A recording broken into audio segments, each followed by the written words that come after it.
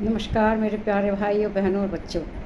इस समय हम जो वीडियो बनाने जा रहे हैं यह है श्री विष्णु भगवान और जो तुलसी जी हैं उनके बारे में बनाने जा रहे हैं, क्योंकि विष्णु भगवान ने तुलसी जी के साथ छल करके उनके पति की हत्या करवा दी थी जालंधर की। जालंधर राक्षस था जो कि तुलसी जी का नाम वृंदा था।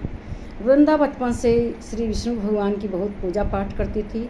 वह उनको अपना पति मानने के लिए बनाने के लिए पूजा करती थी कि अगले जन्म में वो उनके पति हों।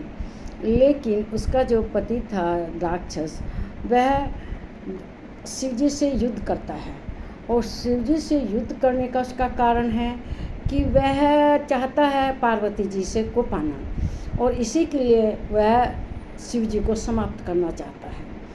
तो शिव जी इसके साथ युद्ध करता है और उसके पति के पास एक कवच था जो कि वृंदा के पतिव्रता होने के कारण उसको कोई नहीं मार सकता था।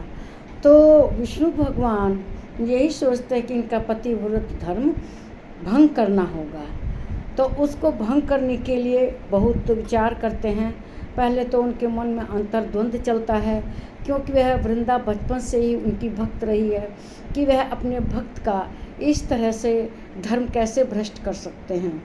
लेकिन उधर जो जालंधर है वो शिव जी के पीछे पड़ा हुआ है, भयंकर युद्ध कर रहा है। तब विष्णु भगवान जाते हैं, सोचते हैं कि इसको कैसे हम अपने जाल में फंसाकर इनका पतिव्रत धर्म भंग करें। और वे क्या करते हैं कि एक साधु का रूप बनाकर वहाँ जाते हैं जहाँ वह अपने पति के लिए तपस्या कर रही होती है और वह एक साधु के रूप में जाते हैं। जब वे साधु के रूप में जाते हैं तो वृंदा समझती है कि ये तो बहुत भला आदमी है, साधु है। तभी माया से उसके पति के शव को, मतलब शरीर का सिर एक बांध लिए हुए है और धड़ एक बांध लिए है, बनावटी मायावी हैं। और वे जाते हैं उसके पास, वृंदा के पास। तो वृंदा समझती है कि ये उसका पति ही है कि जो साधु रूप में श्री विष्णु भगवान हैं, वे बंदरों को भगाकर उसके पति को जीवित कर देते हैं। लेकिन वास्तव में वह उसका पति नहीं होता, उसमें श्री विष्णु भगवान प्रवेश कर जाते हैं और वह समझती है कि यह जालंधर है, उसका पति है। तो वह उसके साथ पति की तरह से व्यवहार करती है और विष्णु भगवान उसके साथ पति की ही तरह से रहते हैं, सोते हैं, उठते हैं, बैठते हैं। तो इससे उसका जो सतीत्व है वह भंग हो जाता है, पतिव्रता धर्म भ्रष्ट हो जाता है। और उधर उसका पति उनके शिव जी के साथ जो युद्ध हो रहा था उसमें वो मारा जाता है। जब वह मारा जाता है तो वह अपने पति के पास पहुंचती है तो देखती है वो तो उसका पति है। तब वह कहती है, जो जालंधर बने हुए थे विष्णु भगवान, सही सही बताओ कि आप हैं कौन। तब विष्णु भगवान अपने वास्तविक रूप में आ जाते हैं और कहते हैं कि मैंने ऐसा रूप इसलिए बनाया क्योंकि ये जालंधर बहुत ही खतरनाक हो गया था। यह अब सभी देवी देवताओं को नष्ट करना चाहता था, इसीलिए मैंने ऐसा रूप बनाया। तो वह कहती है, तुम इतने कठोर हृदय कैसे हो गए भगवान? प्रभु, मैंने तो आपकी बचपन से पूजा की है, आपको भगवान रूप में पूजा है, आप ऐसे पत्थर के कैसे हो सकते हैं?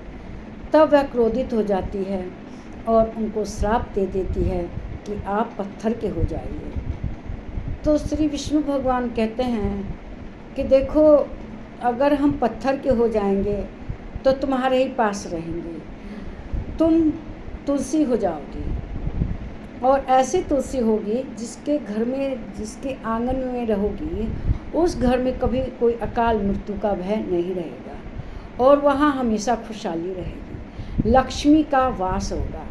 और मैं वह कोई भी पूजा स्वीकार नहीं करूँगा जिसमें तुम्हारा पत्ता ना हो, चाहे मेरे ऊपर जो शालिग्राम है, पत्थर है, उसको पंचामृत से जब आदमी मनुष्य स्नान कराएंगे तो उसमें जब तुलसी का पत्ता रहेगा तभी मैं स्वीकार करूँगा और उसी पूजा को स्वीकार करूँगा जिसमें तुलसी पत्ता चढ़ाया जाए। तो आप देखते ही हैं कि जो शालिग्राम होता है उसके ऊपर तुलसी पत्ता चढ़ाया जाता है। तो और वो कहते हैं कि तुम्हारी इच्छा थी कि मैं पति रूप में मिलूं, लेकिन तुम्हारा विवाह जालंधर राक्षस से हो गया। लेकिन जो पृथ्वी लोक पे तुलसी का पेड़ अपने घर के आंगन में लगाएगा और एकादशी के दिन तुम्हारी शादी मेरे साथ करेगा, उसे किसी तरह का कोई पाप नहीं लगेगा, उसके घर में लक्ष्मी का वास होगा और उसके घर में कोई अकाल मृत्यु वगैरह की घटना नहीं होगी और तुम्हारा जीवन अब मेरे ही साथ रहेगा। तुलसी के बिना मैं कोई पूजा भी स्वीकार नहीं करूँगा। तो फिर कहते हैं कि तुम पवित्र नदी बनोगी। कावेरी नदी पवित्र मानी जाती है और श्री विष्णु भगवान की कृपा से जो वृंदा थी वह कावेरी नदी हो गई। लेकिन वृंदा को इसी बात का आश्चर्य था कि प्रभु ने मेरे साथ छल क्यों किया। तो वही कहते हैं कि पिछले जन्म में जब कृष्ण और राधा थे तो सुदामा जो था वो एक बार राधा कृष्ण को ढूंढ रही थी, तो सुदामा भी उनके साथ थे। सुदामा ने कहा कि आप क्यों नहीं मुझे कृष्ण मान लेती। तब राधा जी नाराज़ हो जाती हैं उनके ऊपर और कहती हैं कि तुमने इतनी खराब शब्द मेरे लिए कहे, तुम राक्षस हो जाओ।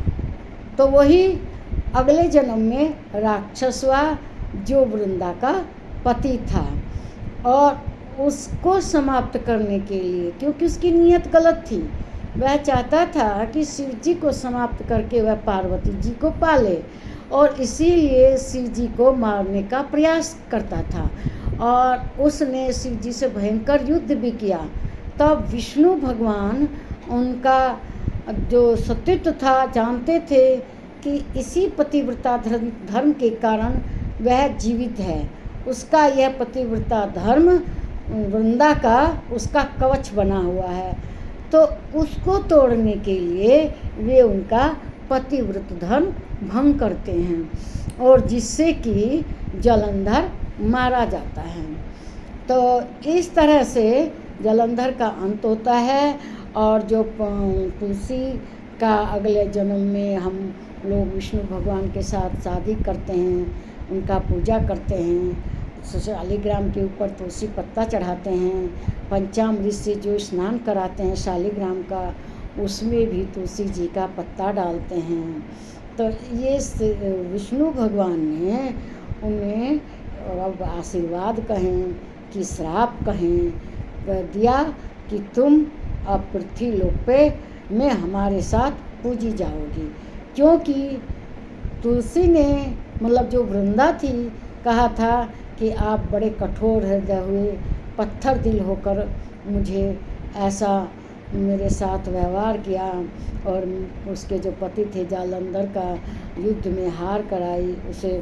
तो वो कहते हैं कि ठीक है, अब अगले जन्म में तुम वन की घास बनोगी, वह तुलसी है और जिस घर में रहेगी उसमें सुख संपन्नता धन धान्य भरपूर रहेगा और तुम्हारा जीवन जो होगा मेरे साथ होगा। और एकादशी के दिन, कार्तिकी से एकादशी होती है, उस दिन लोग तुम्हारी पूजा करेंगे, मेरे साथ विवाह करेंगे। जो लोग विष्णु भगवान के साथ शालिग्राम के साथ तुलसी जी का विवाह करते हैं उन लोगों के घर में धन दौलत ऐश्वर्य सुख संपन्नता भरी रहती है। तो मेरे ख्याल से आप लोगों को ये वीडियो अच्छा लगा होगा और इस वीडियो को लाइक कीजिए, शेयर कीजिए, इस पर कमेंट कीजिए, मेरे चैनल को सब्सक्राइब कीजिए। देखिए कमेंट बॉक्स इसीलिए होता है कि उसमें हमारी वीडियो देख कर आपको जैसा महसूस होता है उसमें लिखें। मान लीजिए मेरा कोई विचार मेरी कोई बात गलत है तो उसको आप लिखिए कि ये बात गलत है।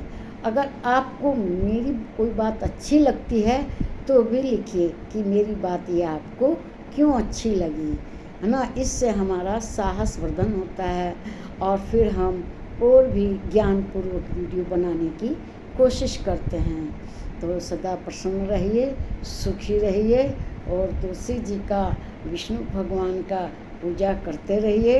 भगवान आपकी सब मनोकामनाएं पूर्ण करते रहें और सदा अपने परिवार के साथ, अपनों के साथ खुश रहिए, अपनों का खूब ख्याल रखिए। नमस्कार मेरे प्यारे भाइयों, बहनों और बच्चों।